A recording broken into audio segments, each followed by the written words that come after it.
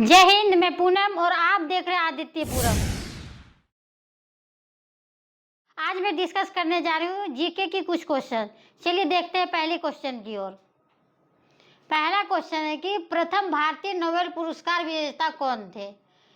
पहला भारतीय नोबेल पुरस्कार विजेता कौन थे? ऑप्शन है सीवी रमन, रविन्द्रनाथ टैगोर, हरगोविंद खुराना या अमर्त्य सेन। इसका राइट आंसर हो जाएगा रविन्द्रनाथ टैगोर। कौन हो जाएगा?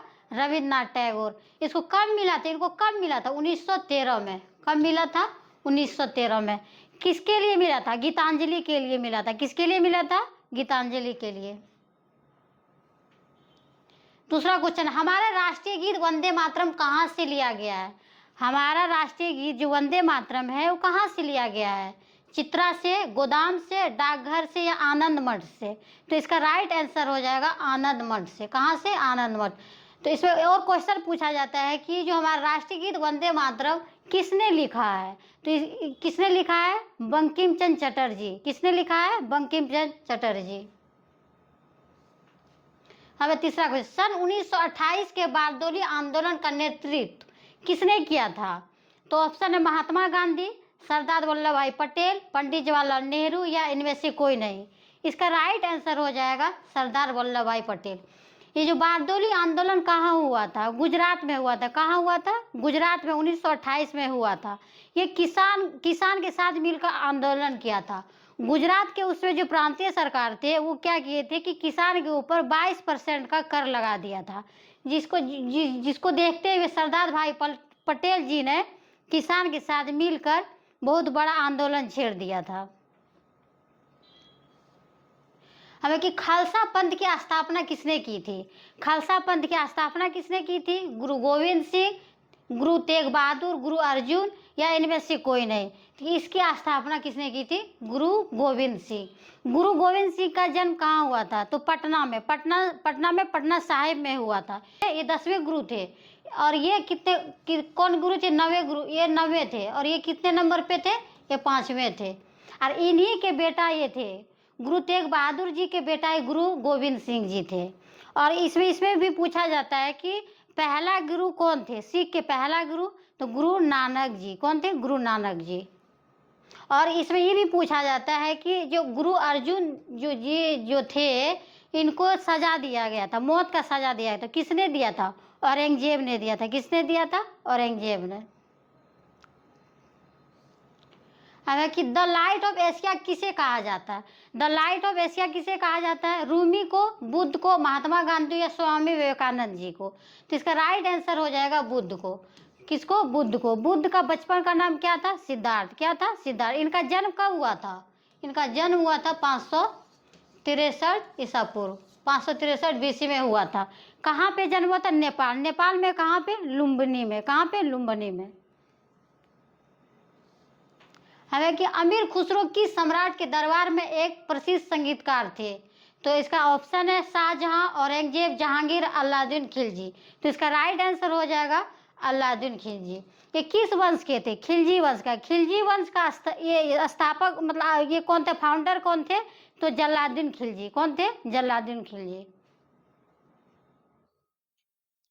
कि भारत के मुख्य निर्वाचन आयुक्त की नियुक्ति कितने वर्ष के लिए की जाती है? तो कितने वर्ष के लिए की जाती है? 4 वर्ष, 6 वर्ष, 5 वर्ष या इनमें से कोई नहीं। इसका राइट आंसर हो जाएगा 6 वर्ष। इस बोलता है कि भारत के मुख्य निर्वाचन आयुक्त किस आर्टिकल में है? तो आर्टिकल अगर पूछेगा तो 324। किसमें? 324।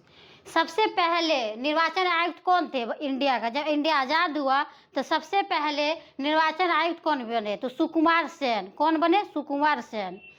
और ये पहले इसमें एक ही मेंबर हुआ करता था। पहले कितना मेंबर होता था? एक। लेकिन अब वर्तमान में कितना मेंबर हो गया? वर्तमान में 3 मेंबर हो गया। कितना? 3। इसकी जो संगठन, इसकी जो स्थापना हुआ तो कब हुआ? 1950 में। कब हुआ? 1950 में। 1950 में एक ही मेंबर था। कितना? एक ही मेंबर था। लेकिन ये 1989 में 3 मेंबर कर दिया। कितना मेंबर कर दिया? 1989 में 3 मेंबर कर दिया। कि भारतीय राष्ट्रीय कांग्रेस 1907 में डैश अधिवेशन में 2 समूह में विभाजित हो गई। तो किस अधिवेशन में? सूरत में, पुणे में, लखनऊ में या मुंबई में? इसका राइट आंसर हो जाएगा सूरत में। सूरत। उस समय की अध्यक्षता कौन कर रहा था? रास बिहारी बोस। किसने किया था? रास बिहारी बोस ने। अब कि निम्न में से किस भारत सरकार अधिनियम ने प्रांतीय स्तर पर द्वैध शासन को समाप्त कर दिया था? तो ऑप्शन है कि भारत सरकार अधिनियम 1909, फिर भारत सरकार अधिनियम 1919, भारत सरकार अधिनियम 1935 या फिर भारतीय परिषद अधिनियम 1992। तो इसका राइट आंसर हो जाएगा भारत सरकार अधिनियम 1935। इसी के तहत यूपीएससी आया है, इसी के तहत जितना भी जॉब होता है ऑल इंडियन सर्विस इसी के तहत आया है। भारतीय सरकार अधिनियम 1935 के तहत, इसी के तहत ये इमरजेंसी आया है। अब चलते हैं दूसरी क्वेश्चन की। खानवा का युद्ध कब लड़ा गया है? खानवा का युद्ध कब लड़ा गया था? 1527 में, 1521 में, 1929 में या फिर 1529 में? तो खानवा का युद्ध हुआ था 1527 में। किसके किसके बीच हुआ था? बाबर और राणा संगा। किसके किसके? बाबर और राणा संगा।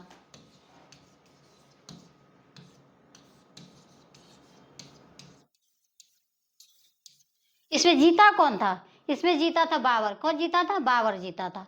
और इसमें 1529 में क्या हुआ था? 1529 में घाघर का युद्ध हुआ था। क्या हुआ था? 1529 में घाघर का युद्ध हुआ था। कि सोहन सिंह भखना किस राजनीतिक दल के संस्थापक थे? सोहन सिंह भखना किस राजनीतिक दल के संस्थापक थे? युगांतर के, इंडिया हाउस के, गदर पार्टी के या फिर खाकसर तहकीक के? तो इसका राइट आंसर हो जाएगा गदर पार्टी का। गदर पार्टी का स्थापना कब हुआ था? 1913 में। कहाँ पे हुआ था? यूएसए में। कहाँ हुआ था? यूएसए में। किसके साथ? सोहन सिंह भखना किसके साथ ही गदर पार्टी की स्थापना किया था? लाला हरदयाल के साथ मिलकर। जगह था सैन फ्रांसिस्को। भारत की मिसाइल मैन के रूप में किसे जाना जाता है? तो एपीजे अब्दुल कलाम को, महात्मा गांधी को, एन राघवन को या सुभाष चंद्र बोस को? तो इसका राइट आंसर हो जाएगा एपीजे अब्दुल कलाम। एपीजे अब्दुल कलाम को ही मिसाइल मैन के रूप में जाना जाता है और ये हमारे प्रेसिडेंट भी रह चुके हैं। कितने नंबर के प्रेसिडेंट? तो 11वें नंबर पे। कितने नंबर पे? 11वें नंबर पे। भारत में पहला रेडियो कार्यक्रम किस वर्ष में शुरू किया गया था? 1920 में, 1922 में, 1923 में या फिर 1933 में? इसका राइट आंसर हो जाएगा 1923 में। कब किया गया था? 1923 में। राज्यपाल की नियुक्ति का उल्लेख कौन से अनुच्छेद में किया गया है? राज्यपाल की नियुक्ति का ये उल्लेख कौन सा अनुच्छेद में किया गया है? अनुच्छेद 155, अनुच्छेद 148, अनुच्छेद 153 या अनुच्छेद 144? तो इसका राइट आंसर हो जाएगा अनुच्छेद 155। इसमें सोसाइटी ऑफ बंगाल के संस्थापक कौन थे? इसमें सोसाइटी ऑफ बंगाल के संस्थापक कौन थे? Charles Wilkins, William Jones, Lord Dalhousie या वारेन हेस्टिंग्स? तो इसका राइट आंसर हो जाएगा विलियम जोन्स। क्या हो जाएगा? William Jones. इसने क्या किए थे? ये जो हम लोग का जो गीता है, गीता को इंग्लिश में ट्रांसलेट किए थे। किसने? चार्ल्स विलिकन्स ने। एशियाई सोसाइटी ऑफ बंगाल के संस्थापक कौन थे? एशियाई सोसाइटी ऑफ बंगाल के संस्थापक कौन थे? Charles Wilkins, William Jones, Lord Dalhousie, इनमें से कोई नहीं। इसका राइट आंसर हो जाएगा विलियम जोन्स। क्या हो जाएगा? William Jones. इसका राइट आंसर क्या हो जाएगा? William Jones. कब किया था? 1784 में। कब किया था? 1784 में।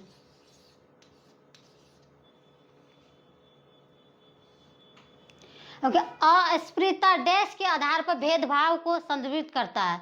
शारीरिक, लैंगिक, जाति या वर्ण? तो इसका राइट आंसर हो जाएगा जाति। किस अनुच्छेद के तहत है? ये छुआछूत का जो अंत है किस अनुच्छेद के तहत है? तो आर्टिकल 17। किस में है? आर्टिकल 17। छुआछूत का अंत किस में है? आर्टिकल 17 में। क्योंकि ग्राम पंचायत के संगठन का प्रावधान भारत के संविधान में डैश के अंतर्गत निहित है? निर्देशक सिद्धांत, मौलिक अधिकार, परिशिष्ट या छठी अनुसूची? तो राइट आंसर हो जाएगा राज के नीति निर्देशक सिद्धांत। ये कहाँ से लिया गया है? राज के नीति निर्देशक सिद्धांत कहाँ से लिया गया? आयरलैंड से। कहाँ से? आयरलैंड भी कहाँ से लिए? स्पेन से। कहाँ से? स्पेन से। ये किस भाग में पूछा जाता है? किस भाग में है ये? भाग 4 में है। किस में है? भाग 4 में। अगर ये अनुच्छेद पूछा जाएगा किस अनुच्छेद के अंतर्गत है ये, तो अनुच्छेद हो जाएगा ये आपका आर्टिकल 36 से 51। ठीक है, 36 से 51। और ये है कि मौलिक अधिकार। मौलिक अधिकार पहले कितना था? 7 था, लेकिन संपत्ति का अधिकार को हटाकर अभी मौलिक अधिकार कितना है? 6 मौलिक अधिकार है। ये किस अनुच्छेद में है? तो ये 12 से 35। 12 से 35।